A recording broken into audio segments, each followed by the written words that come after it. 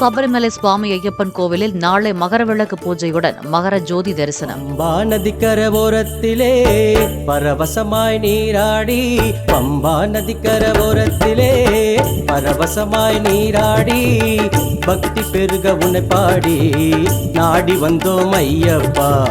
பக்தி பெருக உன்னை பாடி நாடி வந்தோம் ஐயப்பா. ஐயப்ப சரணம் ஐயப்ப சரணம் ஐயப்ப சரணம் ஐயப்பா. ஐயப்ப சரணம் ஐயப்ப சரணம் ஐயப்ப சரணம் ஐயப்பா.